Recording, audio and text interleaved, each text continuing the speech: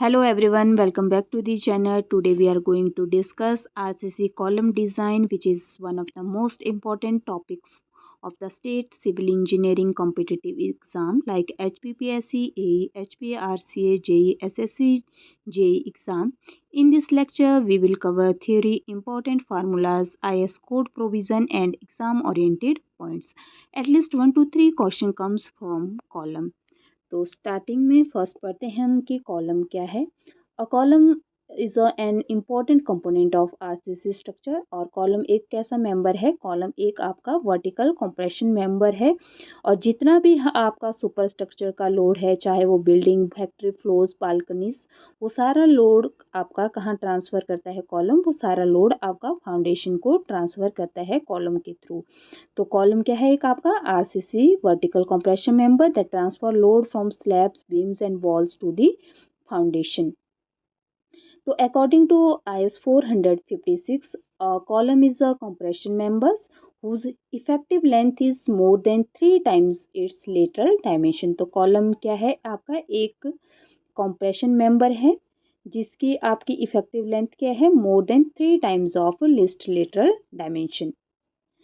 Type of RCC column में first है based on shape. Based on shape में column की जो फर्स्ट शेप है स्क्वायर कॉलम। तो स्क्वायर कॉलम कैसे होते हैं? ये है आपका स्क्वायर कॉलम, ये आपकी रेनफोर्समेंट प्रोवाइड करी है। सेकंड जो शेप है वो है रेक्टेंगुलर कॉलम। तो रेक्टेंगुलर में आपकी कॉलम की शेप कैसे रहेगी? कॉलम की शेप रहेगी आपकी रेक्टेंगल की तरह। ये है आपका रेक्टेंगुलर कॉलम, ये रेनफोर्समेंट है, ये rectangular shape of column. Next जो शेप है वो है सर्कुलर कॉलम। तो सर्कुलर की शेप कैसे होगी? सर्कल की तरह। तो इस कॉलम का क्या नाम पड़ा? Circular column. क्लियर है? नेक्स्ट फर्स्ट है इसमें टाइड कॉलम। जो मोस्टली हमारा कॉमनली यूज़ किया जाता है वो है टाइड कॉलम, जिसमें हमारी जो longitudinal reinforcement are held together by lateral ties. इसमें क्या रहता है? जो कॉलम के में जो हमारी मेन रेनफोर्समेंट रहती है उनको हम रेक्टेंगुलर या स्क्वायर रिंग से पैक्ड करके रखते हैं। उन्हें क्या बोलते हैं? उसे बोलते हैं हम टाइड कॉलम। दूसरा हमारा कॉलम है spiral column. RCC column in which जो हमारे longitudinal reinforcement in enclose by continuous helical reinforcement. जैसे कि ये आपका कॉलम है, ऐसे जो आपकी स्पाइरल लगी होती है इंस्टेड ऑफ दूसरे में टाइड में तो आप रेक्टेंगुलर या स्क्वायर रिंग का यूज़ कर रहे थे, बट इसमें क्या कर रहे हैं? आप स्पाइरल का यूज़ कर रहे हैं। तो इसे क्या बोलते हैं? इसे स्पाइरल कॉलम कहते हैं। मोस्टली ये स्पाइरल कॉलम हमारे जो सर्कुलर कॉलम होते हैं उसमें यूज़ किया जाता है। क्लियर है?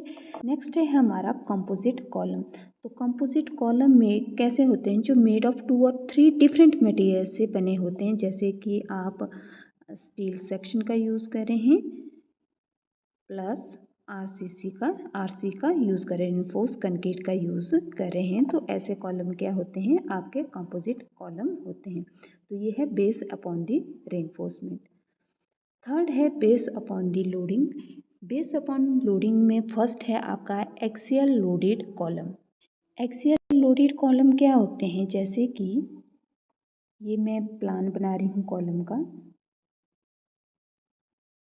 ये प्लान बना है, ये इसका क्या है? ये इसका सीजी पॉइंट है। ये कॉलम पे क्या एक्ट कर रहा है? लोड एक्ट कर रहा है। जब हमारा लोड कॉलम के सेंटर पे एक्ट करेगा या इसके सेंट्रॉइड एक्सिस पे एक्ट करेगा क्रॉस सेक्शन के, तो इसे क्या कहेंगे हम? Axial loaded column. जैसे कि अगर मैं इसका लॉन्गिट्यूडनल सेक्शन बनाती हूँ कॉलम का, ये इसका लॉन्गिट्यूडनल सेक्शन है। तो आप देख रहे होंगे ये इस पे क्या एक्ट कर रहा है? लोड एक्ट कर रहा है। यह है इसका लॉन्गिट्यूडनल एक्सिस। जब ये आपका कॉलम के सेंटर पे कॉन्सेंट्रिक पे एक्ट करेगा तो उसे क्या कहेंगे? उसे कहेंगे आप एक्सियल लोडेड कॉलम। दूसरा है आपका कॉलम अंडर यूनी एक्सियल।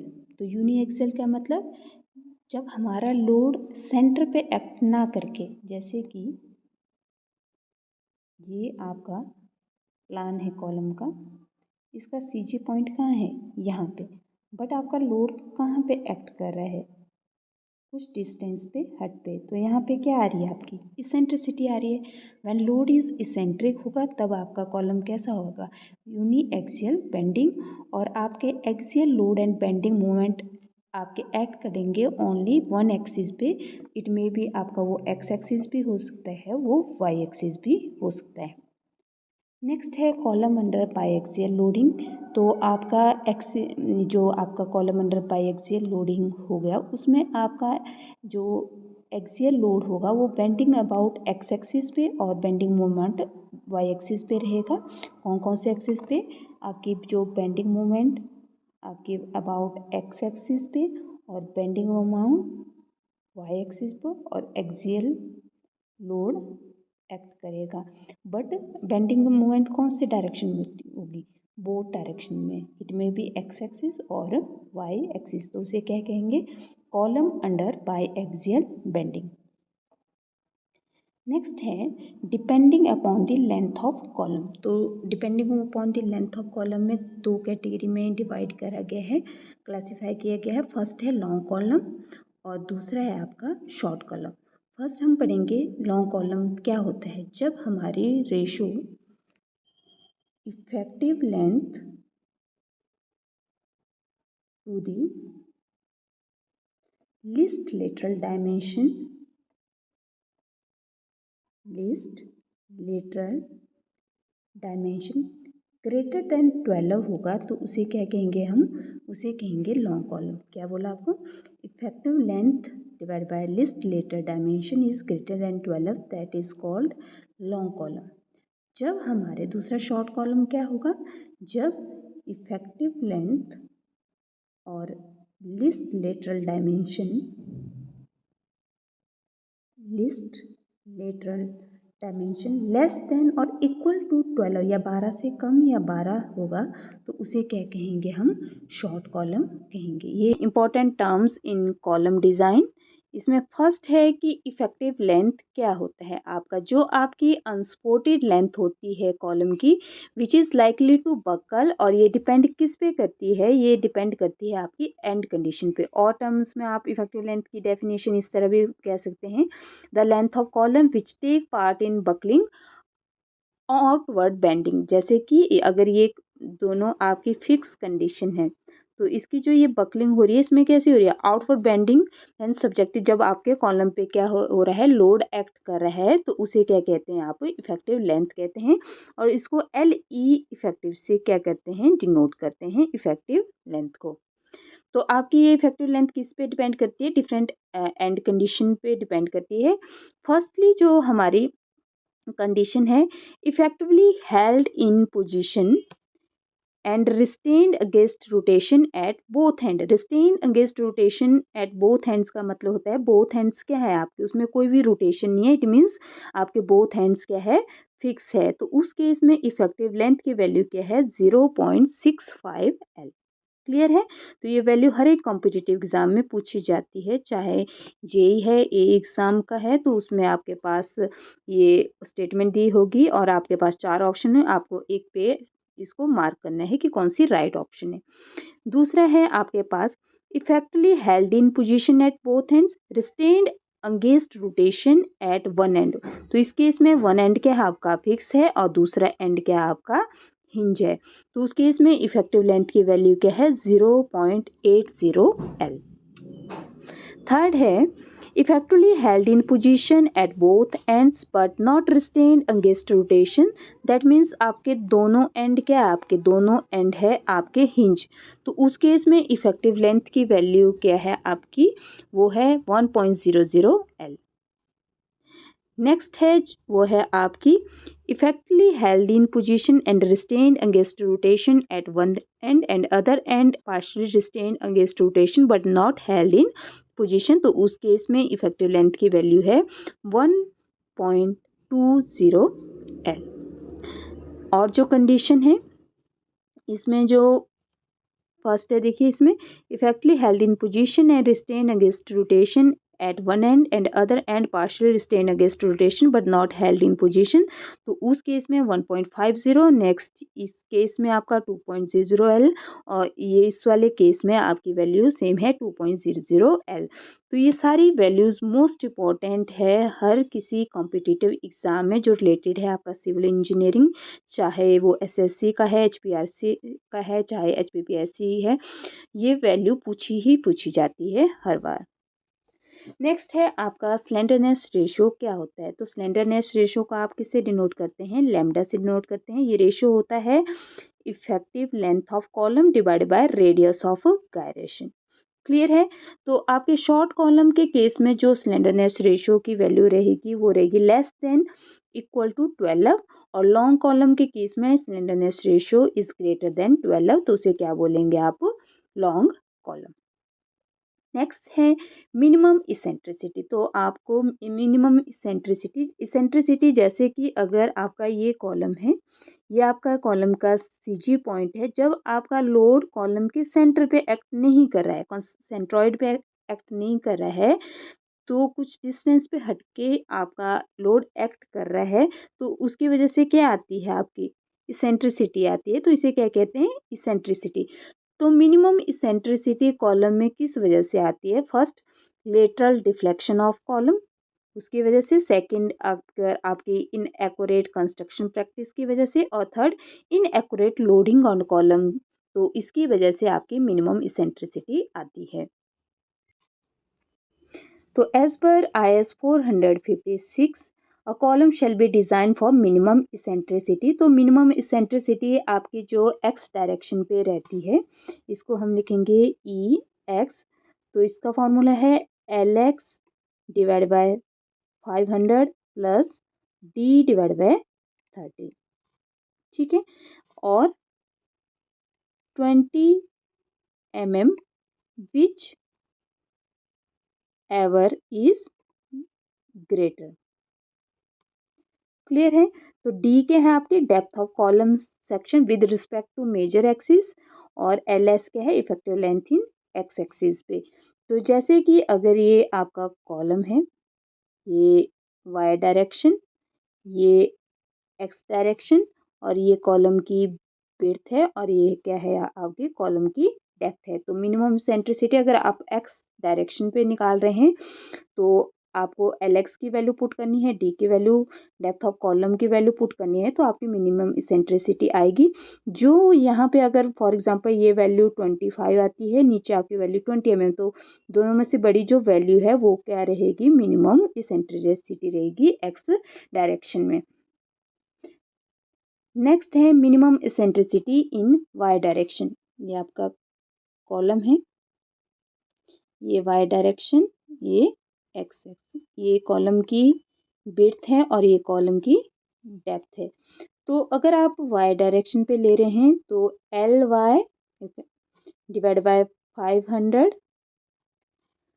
और प्लस बी डिवाइड बाय 30 और 20 mm whichever is greater, जो इन दोनों में से बड़ी है।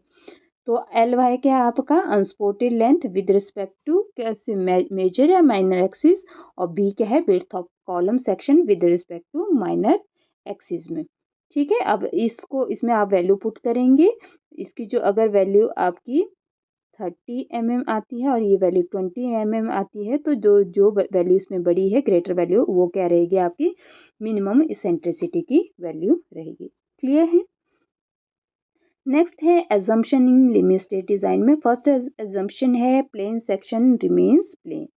सेकंड है जो मिनिमम कॉम्प्रेसिव स्ट्रेन रहेंगे कंक्रीट में वो रहेंगे 0.0035, और थर्ड जो एजम्पशन है steel and concrete act together and क्या बनेगा, स्टील एंड कंक्रीट में परफेक्ट बॉन्ड बनेगा। है design of axially loaded short column. तो अगर आपका ई मिनिमम लेस देन है 0.005D एंड ये एक्स में, अगर e minimum eccentricity in y is less than 0.005 b, तो आपके आईएस 456 2000 की स्पेसिफिकेशन क्या है, formula for ultimate load carrying capacity. तो फार्मूला रहेगा आपका PU is equal to 0.4 FCK AC plus 0.67 FYASC। तो यहाँ पे जो PU है वो है अल्टीमेट लोड कैरिंग कैपेसिटी, जिसकी यूनिट क्या है, न्यूटन या किलो न्यूटन। FCK क्या है, FCK है कैरेक्टरिस्टिक स्ट्रेंथ, जो कॉम्प्रेसिव स्ट्रेंथ ऑफ कंक्रीट। जैसे कि अगर आप M20 ग्रेड का यूज़ करें तो इसकी कैरेक्टरिस्टिक्स कॉम्प्रेसिव स्ट्रेंथ क्या होगी, ये होगी 20 न्यूटन पर mm²। क्लियर है। और AC क्या है, AC है आपका area of concrete excluding steel, इसमें आपका स्टील एक्सक्लूड है। और FY क्या है आपकी, FI है characteristics tensile strength of steel. For example जैसे अगर आप FE 415 यूज़ कर रहे हैं स्टील, तो आपकी FI की वैल्यू कितनी रहेगी, ये रहेगी 415 न्यूटन पर mm²। और ASC क्या है आपका, area of longitudinal steel in column. तो इस फॉर्मूले में जो आपका एरिया ऑफ कंक्रीट निकालेंगे वो आप निकालेंगे gross area of column minus area of steel. जैसे कि अगर आप स्क्वायर कॉलम यूज़ कर रहे हैं, तो अगर स्क्वायर कॉलम है उसका आपको साइज दिया है 500 इंटू 500, तो उसका एरिया कितना आएगा आपका, वो आएगा, ये आपका क्या आएगा, इसका एरिया आ गया। ठीक है। अगर आपके पास इसमें बताया गया है कि आपके कॉलम में 4 बार यूज़ करी है और उसका 25 डाई है, तो उसका एरिया कैसे निकलेगा, area of steel n into पाई/4 का पाई/4 d का स्क्वायर। n क्या है, नंबर ऑफ बार, कितनी नंबर ऑफ बार है, यूज 4, तो पाई/4 और डाई कितना दिया गया है 25 का स्क्वायर। ये दोनों वैल्यू आप निकालेंगे और उस फॉर्मूले में आप क्या करेंगे, पुट करेंगे AC is equal to gross area minus area of steel. तो यहाँ से आपका एरिया ऑफ कंक्रीट निकल जाएगा। यहीं पे आपको ये टर्म्स लिखे कि क्या क्या है, ये है आपका ultimate load carrying capacity, FCK characteristic strength, yield strength, area of concrete and area of steel. Next है हमारा reinforcement in RCC column as पर bureau of Indian standard IS 456 2000। तो आपके जो RCC कॉलम होते हैं, दो टाइप की रेनफोर्समेंट प्रोवाइड की जाती है। ये है हमारी लॉन्गिट्यूडनल रेनफोर्समेंट, जिन्हें मेन बार्स भी कहते हैं, और ये है हमारी ट्रांसवर्स रेनफोर्समेंट। तो दो टाइप की रेनफोर्समेंट, एक आपकी लॉन्गिट्यूडनल रेनफोर्समेंट जिन्हें मेन बार्स, और दूसरा जो लेटरल रेनफोर्समेंट है उन्हें टाइज या स्पाइल्स भी कहते हैं। फर्स्ट जो लॉन्गिट्यूडनल रेनफोर्समेंट है वो रेजिस्ट करती है एक्सियल कॉम्प्रेशन एंड बेंडिंग को, और जो फंक्शन रहता है लॉन्गिट्यूडनल रेनफोर्समेंट का वो फर्स्ट रहता है, it helps the concrete in taking up the compression jointly which is turn reduce the size of column। और दूसरा ये प्रोवाइड करता है हमारे कॉलम को स्ट्रेंथ, और थर्ड ये प्रोवाइड करता है ductility of column and reduces the chance of brittle failure. और ductile detailing of column reduce the chance of collapse against earthquake. और एक और है, इसका जो फंक्शन है वो है लॉन्गिट्यूडनल रेनफोर्समेंट का, it reduce the effect of shrinkage and creep, and जो creep and shrinkage are the properties which is tend to increase the stresses in longitudinal steel but on the other hand reduce the stresses in concrete। तो ये रहते हैं आपके function रहते हैं longitudinal reinforcement के। Next है इसमें मिनिमम रेनफोर्समेंट की मिनिमम कितना हम रेनफोर्समेंट प्रोवाइड कर सकते हैं कॉलम में, वो हम प्रोवाइड करते हैं 0.8% ऑफ क्रॉस सेक्शनल एरिया। इससे कम हम रेनफोर्समेंट प्रोवाइड नहीं कर सकते हैं कॉलम में। नेक्स्ट है मैक्सिमम रेनफोर्समेंट। तो मैक्सिमम रेनफोर्समेंट रहती है 6% ऑफ ग्रॉस सेक्शनल एरिया। तो इससे ज़्यादा आप रेनफोर्समेंट कॉलम में प्रोवाइड नहीं कर सकते हैं, कितना, 6% ऑफ क्रॉस सेक्शनल एरिया। तो लिमिट है ये है प्रैक्टिकली 4% ऑफ प्रॉपर कंक्रीटिंग के लिए। नेक्स्ट है मिनिमम नंबर्स ऑफ बार की मिनिमम कितनी नंबर ऑफ बार हम प्रोवाइड कर सकते हैं। जो हमारे रेक्टेंगुलर और स्क्वायर कॉलम होते हैं उसमें 4 बार्स और सर्कुलर कॉलम के लिए 6 बार और मिनिमम जो डाया रहता है बार का वो नॉट लेस देन 12 से कम नहीं होना चाहिए। लॉन्गिट्यूडिनल बार का डाया 12 से अबव हो और 12 से कम नहीं होना चाहिए। बार का डाया कौन सी लॉन्गिट्यूडिनल बार का है, मोस्ट इंपॉर्टेंट है ये वाली टर्म्स। नेक्स्ट है spacing between longitudinal bar should not exceed 300 mm। जो आप लॉन्गिट्यूडिनल बार प्रोवाइड कर रहे हैं तो उसके बीच में स्पेसिंग किससे ज़्यादा नहीं होनी चाहिए, ये 300 mm से ज़्यादा नहीं होनी चाहिए। नेक्स्ट है लेटरल रेनफोर्समेंट, जिन्हें हम टाइज भी कहते हैं।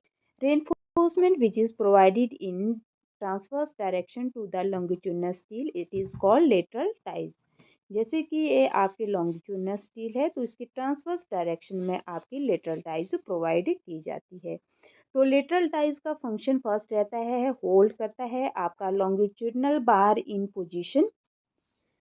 सेकंड है कि it keep in confining the concrete and helps in taking circumferential tension.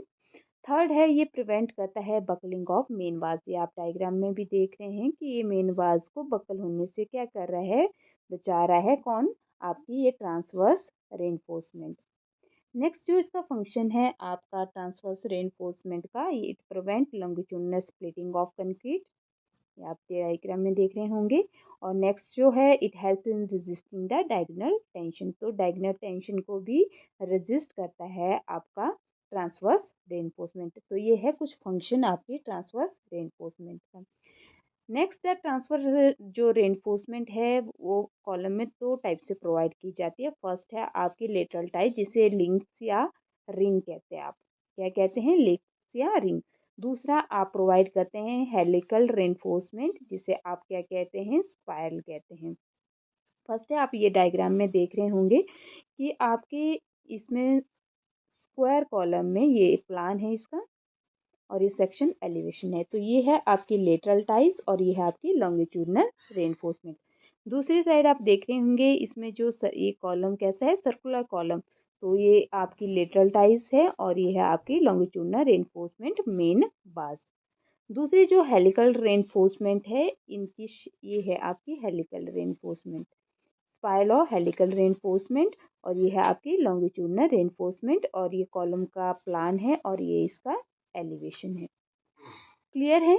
तो डायमीटर जो टाइज का रहता है मिनिमम 6 mm के डायमीटर की टाइज आप यूज़ करते हैं। अगर आपका जो मेन रेनफोर्समेंट का डाया 32 mm से ज़्यादा है तो आप जो टाई का डाया है वो आपका 8 mm से ज़्यादा या 8 mm आप प्रोवाइड कर सकते हैं। नेक्स्ट है जो आपकी स्पेसिंग ऑफ टाइज, जो हमारी centre to centre spacing of lateral tie should be least of following. First है जिसमें least lateral dimension of column. अगर आपका रेक्टेंगुलर कॉलम का साइज दिया गया है 250 इंटू 400 mm तो इसका लिस्ट लेटर डायमेंशन क्या है, 250 mm। क्लियर है। और दूसरा 16 times the diameter of smallest diameter of longitudinal bar. 16 multiply by longitudinal बार का डाया अगर 25 दिया गया है आपका तो ये वैल्यू कितनी आएगी, 400 mm। और थर्ड है 300 mm।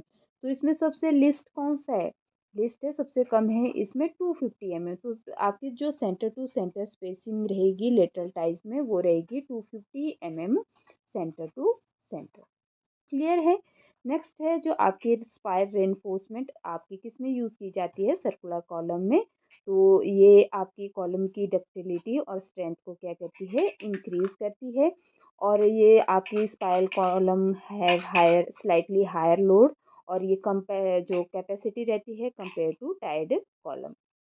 नेक्स्ट है क्लियर कवर इन कॉलम। तो मिनिमम हमारा जो क्लियर कवर रहता है वो मिनिमम 40 mm और बार डायमीटर। अगर आपका जैसे बार का 40 मिनिमम आप जो कवर प्रोवाइड कर रहे हैं 40 mm, अगर बार का डाय 25 mm है तो इसमें ग्रेटर जो वैल्यू है वो क्या रहेगी, आपकी क्लियर कवर की वैल्यू रहेगी। तो मिनिमम नंबर ऑफ बार आप रेक्टेंगुलर कॉलम में कितने प्रोवाइड करते हैं, 4 नंबर्स और सर्कुलर में 6, ये मोस्ट इंपॉर्टेंट है। नेक्स्ट में lateral ties requirement, the diameter of lateral ties shall be greater of following. First है मिनिमम जितना डायमीटर है 6 mm और दूसरा है 1/4 times the largest diameter of longitudinal bar. तो इसका मतलब क्या है 1/4, अगर आप मेन बार का डाया 25 है तो इसका वैल्यू कितनी आएगी 6.25 विच इज़ अप्रॉक्सीमेटली 8 mm। तो इसमें जो लार्जर किसकी है वैल्यू है 6 और 8 में 8 mm, तो आपका कितना डाया रहेगा लेटरल टाइज का, वो रहेगा 8 mm डाया। क्लियर है। नेक्स्ट है spacing shall not exceed the least, first least lateral dimension, second है 16 times the diameter of longitudinal bar और थर्ड है 300 mm। नेक्स्ट है इसमें फेलियर मोड ऑफ कॉलम। तो दो टाइप के फेलियर रहते हैं कॉलम में, फर्स्ट है क्रशिंग फेलियर और दूसरा है बकलिंग फेलियर। जो आपका क्रशिंग फेलियर रहता है वो मोस्टली शॉर्ट कॉलम में रहता है। शॉर्ट कॉलम में क्या कौन से कॉलम होते हैं जिनकी आपकी effective length to the least lateral dimension क्या रहते हैं लेस देन इक्वल टू 12 रहते हैं, और लॉन्ग कॉलम क्या होते हैं जिसकी आपकी ग्रेटर देन 12 रहती है। तो लॉन्ग कॉलम हमारे फेल होते हैं बकलिंग फेलियर की वजह से और शॉर्ट कॉलम फेल होते हैं क्रशिंग फेलियर की वजह से।